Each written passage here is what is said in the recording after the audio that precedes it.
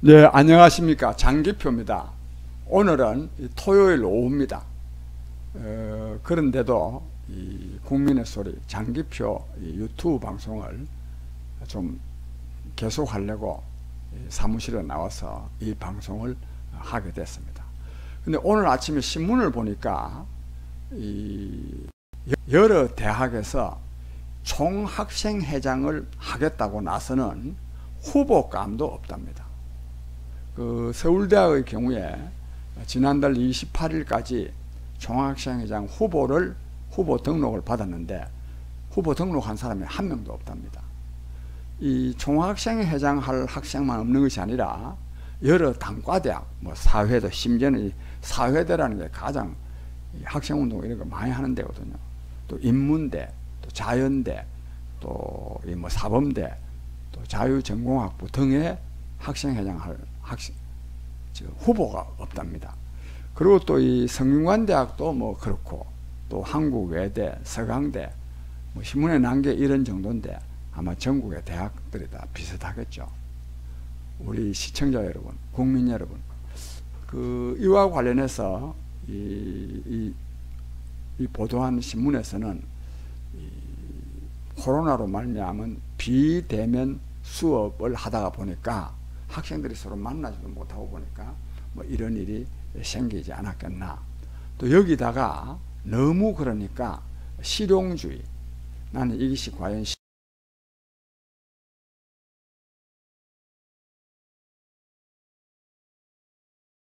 하다가 보니까 이런 현상이 생긴 것 같다, 이런 해석이 나옵니다. 근데 어쨌든 국민 여러분, 이것은요 굉장히 국가적 비극이고 위기입니다. 사실 경제 성장이 안 되고 국가 완보가 위태롭고 교육이 그냥 엉망이고 하는 거, 이것만 위기가 아닙니다. 이것보다 더 큰 위기가 우리 젊은이들에게 꿈과 희망, 열정이 만약에 없다면 저는 이거는 더 큰 위기라고 생각합니다. 자원 중에 가장 중요한 자원이 뭐겠습니까? 사람 아닙니까? 사람이다 하는 겁니다. 근데 이 젊은이들에게, 그럼 이거를 혹 또 우리 학부모들께서는 자기 자녀들에 대해서는 무슨 학생운동에 이런 데 관여하지 아니하려 그러고 열심히 공부해서 좋은데 이렇게 직장을 구할 수 있도록 하는 것이 다행스러울지 모르지만 또 그런 측면도 좀은 있습니다만, 국가적으로는요 이래 돼서는 안 됩니다. 이게 젊은이들이 국가를 생각하는 마음이 있고 사회의식이 있고 정의감이 있고 불의를 보면 분노하고 이래야 되는 것 아니겠습니까? 이런 말이 있습니다. 불의를 보고 분노하지 않는 자는 조국을 사랑하지 않는다고. 요즘 우리 사회에 얼마나 불의가 만연해 있습니까? 굳이 문재인 정권만 두고 할 말이 아닙니다. 우리 사회가 지금 솔직히 말해서 정말 문제가 많습니다. 이러한 때 우리 젊은이들이 이러한 이 사회적인 잘못을 말하자면 혁파해야 되겠다고 하는 그런 마음이 없다면 이거는 우선 국가적으로도 위기고 그 개개인 젊은이들한테도 저는 굉장히 위기라고 생각합니다. 그래가지고 그 젊은이들이 잘 살 수 있는 나라도 안 되고 개인적으로도 잘 살기가 어렵습니다.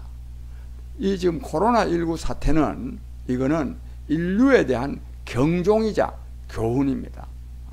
지금까지와 같은 삶의 방식, 국가 운영 방식은 더 이상 유지되어서는 안 된다고 하는 것을 경고하고 그리고 교훈하는 겁니다. 무슨 말이냐? 세상이 바뀌어야 됩니다. 누가 바꿉니까? 젊은이들이 바꿔야 됩니다. 젊은이들이. 근데 젊은이들이 말이죠, 현재의 세상을 전제로 하고 여기 어떻게 나도 한 달에 끼어서 취직해 보겠다 하는 이런 마음만 갖고 있다면 어떻게 세상이 바람직스러운 방향으로 바뀔 수가 있겠습니까? 젊은이 여러분, 정말요 제가 이런 말씀을 드리는 것은 나라를 위해서, 사회를 위해서, 다른 사람을 위해서만 이런 말씀을 드리는 것이 아니라 여러분 개개인의 당당한 삶, 행복한 삶을 위해서라도 이런 이 세계사적인 대변화에 대한 문제의식이 있고 이것을 바람직스러운 방향으로 발전시켜 나가는데 내가 역할을 하겠다 하는 이런 마음이 있어야 됩니다. 이거 없으면요, 내가 오늘 여기 뭐 짧은 시간에 우리 청년들의 문제를 어떻게 해결해야 할 것인지에 대한 긴 말씀을 드릴 수가 없습니다. 혹 여러분들이 이 전태일이라는 사람 아는 학생도 있을 것이고 잘 모르기도 할 겁니다. 바로 어제 이 전태일 동지 50주기 추도식을 맞이해서 뭐 여러 신문에 많이 보도가 된 바가 있습니다.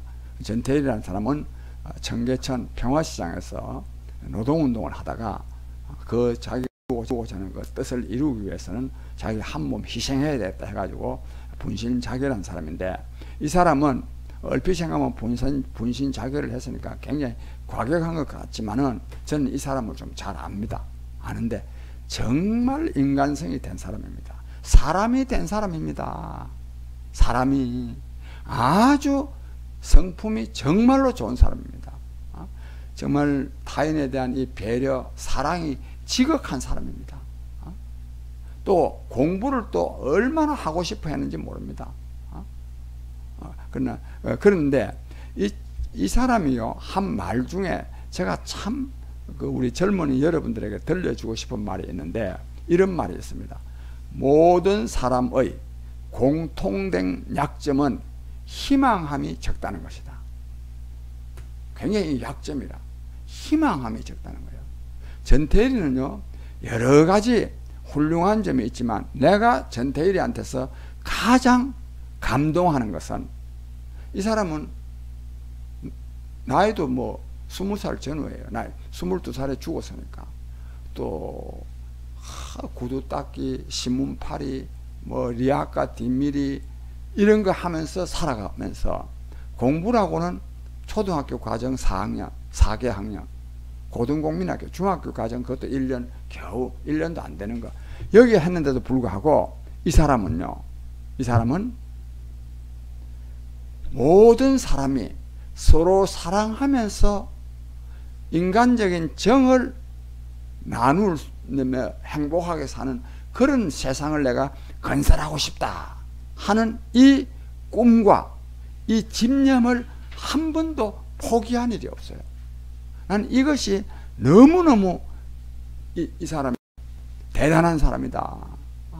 그 사람이 뭐 어디 사회적으로 유명한 사람도 아니고 뭐 학벌이 있는 것도 아니고 뭐 돈이 있는 것도 아니고 아무것도 없는데도 세상 사람이 이렇게 살아서는 안 된다. 서로 사랑하면서 인간적인 정을 나누면서 살 수 있는 그런 사회를 만들어야 된다. 내가 그러고 그걸 만들겠다. 이런 꿈과 집념을 가진 사람입니다. 그런데 여기까지만 말하면은 뭐 그거 좋기는 하지만 인간이라는 건 또 개인적인 행복도 추구하는데, 그래가지고 그 사람 뭐 죽고 말았지 않느냐. 죽고 말한 게 아닙니다. 이 사람은요, 그런 생각을 갖고 살았기 때문에 굉장히 행복하게 살았습니다. 행복하게. 일찍 죽은 것은 굉장히 비극적이지만은 행복하게 살았습니다. 그래서 우리 사회에서 일부 계층에서는 하여튼 전태일이가 젊은이들한테도 굉장히 영웅이 되어 있습니다. 그 다음에 또 하나 제가 소개할 말이 있는데, 일제시대에 민태원 선생이라는 수필가가 있었는데, 이런 제목의 글을 썼습니다. 청춘예찬. 그 청춘예찬은 내가 지금 오래돼서 잘 모르지만 내가 몇 개 보면, 청춘 이는 듣기만 하여도 가슴이 설레는 말이다. 청춘이 좋다 이거야. 그래서 청춘, 너의 두 손을 대고 물방아 같은 심장의 고동을 들어보라 이거야. 청춘의 피는 끓는다. 끓는 피는 인원의 심장의 거성과 같이 힘이 있다.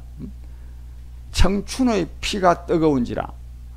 인간의 동산에는 사랑의 풀이 돋고 이상의 꽃이 피고 희망의 노래 뜨고 연락의 새가 온다. 이렇게는 청춘을 진짜 예찬한 겁니다. 청춘이 좋다. 그렇습니다.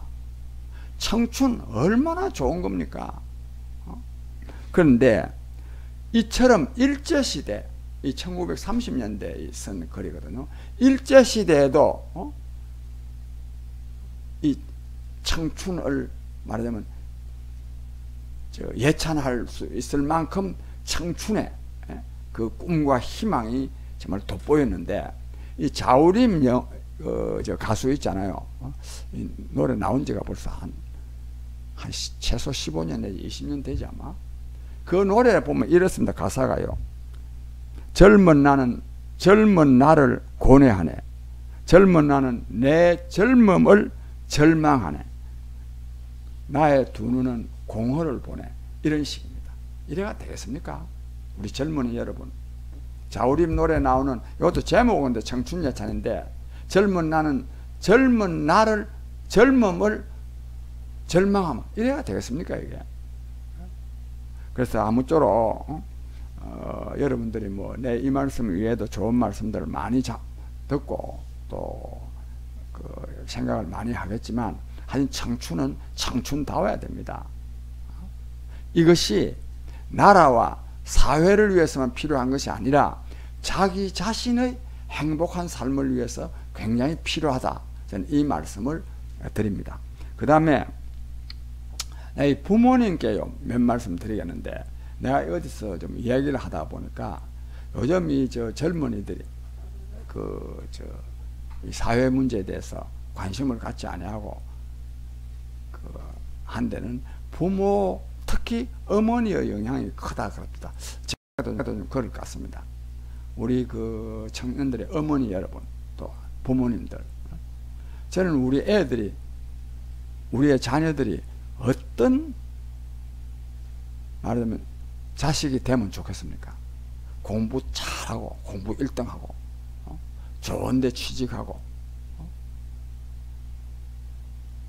돈 많이 벌고, 또 뭐 관직을 나간다면 또 높은 관직을 갖고, 이거 바라십니까? 그거 바라는 거 뭐 옳습니다. 또 그런 욕망이 있어야 됩니다. 그건 저는 옳습니다. 저는요, 저는 실제로 우리 애들한테도 이렇게도 말도 하고 또 진심으로, 이건 뭐 거짓말은 아닙니다.